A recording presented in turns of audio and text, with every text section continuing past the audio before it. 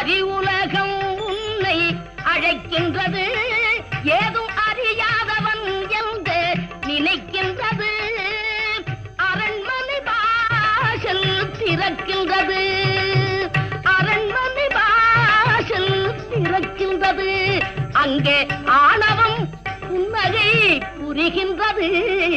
சென்று வா மகனே, சென்று வா, அறிவை வென்று வா மகனே, வென்று வா.